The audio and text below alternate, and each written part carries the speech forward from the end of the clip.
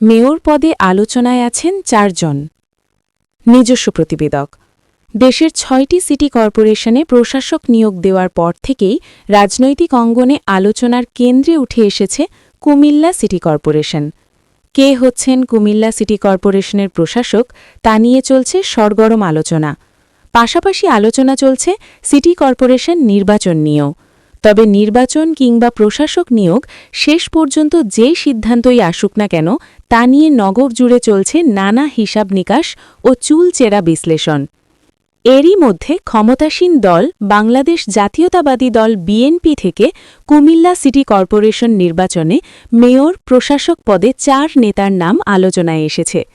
তারা হলেন কুমিল্লা সিটি কর্পোরেশনের সাবেক মেয়র মনিরুল হক সাক্কু, কুমিল্লা মহানগর বিএনপির সাবেক সদস্য কাউসার জামান বাপ্পি, কুমিল্লা মহানগর বিএনপির সভাপতি উদ্বাতুল বারী আবু এবং কুমিল্লা মহানগর বিএনপির সাধারণ সম্পাদক ইউসুফ মোল্লা টিপু।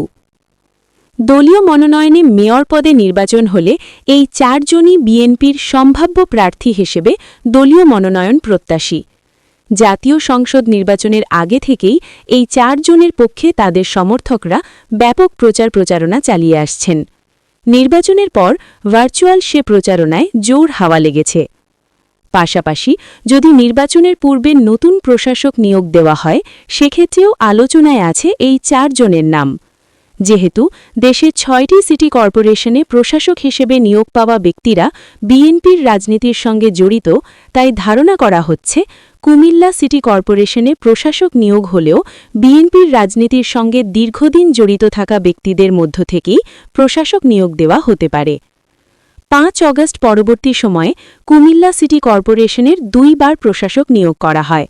বর্তমানে প্রশাসকের দায়িত্ব পালন করছেন অতিরিক্ত সচিব মোহাম্মদ শাহ আলম।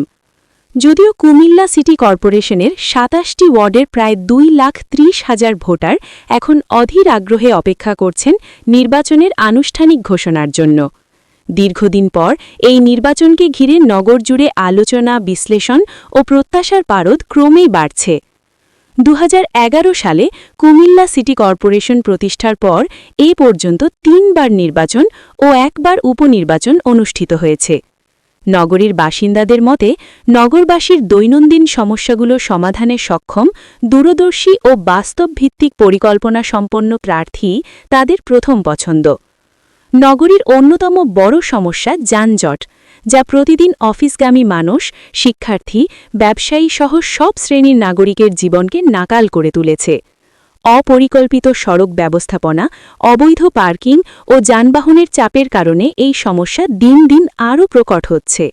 এর পাশাপাশি বর্ষা মৌসুম এলেই জলাবদ্ধতা নগরবাসীর জন্য বড় দুশ্চিন্তার কারণ হয়ে দাঁড়ায়।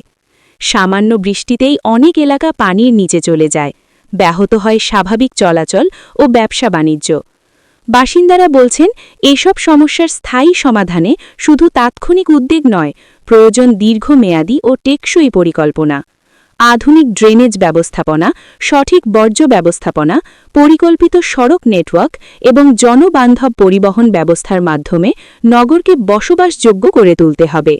একই সঙ্গে শিক্ষা, স্বাস্থ্য, পরিচ্ছন্নতা ও নিরাপত্তা খাতেও কার্যকর পদক্ষেপ নিতে হবে।